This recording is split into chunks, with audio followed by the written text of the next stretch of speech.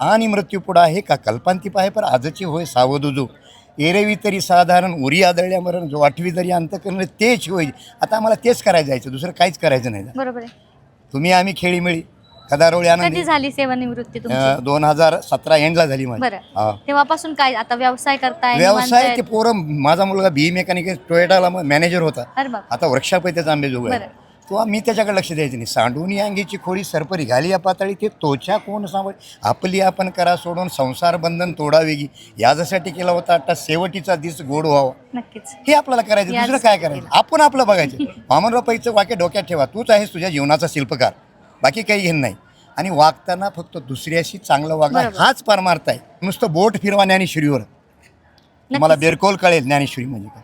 पुण्यामध्ये आल्यावर बरोबर. आमच्या माहेरमध्ये आल्यासारखं वाटलं. काय सांग? त्या लोका म्हणजे माणसामध्ये इतका भेदच नाही, ते आपल्या घरच्यासारखं.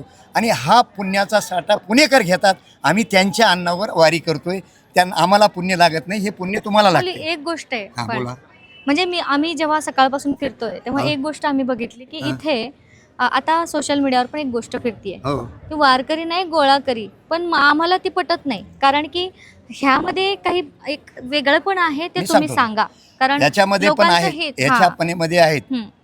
कसे भगवे साधू होऊन त्याच्यामध्ये पण असतात. बरोबर. माऊलीनं बरोबर. म्हणूनच. माऊलीनं साधूची व्याख्या बी केली आहे. मी आणि माझे पण दयाचे विसरले अंत करणं तोची संन्यासी जाणं निरंतर पारता. वा.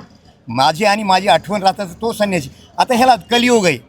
रावण बी तर राहणार आहे, इथं कंस बी राहणार आहे, आणि राम इथं रामचंद्र प्रभू बी राहणार आहे. त्यांना काही दोष द्यायचा नाही. आपण त्याचे कर्म आणि पण कर्म प्रत्येकाला भोगावं लागलं ताई. याने तुम्ही जे फुकट बघताय? हा मी आसपास. बघताय. फुकट खाणाराला आणि फुकट जाणाराला त्याला वारी घडत नाही. आणि ते म्हणतात ते लोकांकडे चूक नाही. आमच्यात बी 50% लोक हरामखोर आहेत.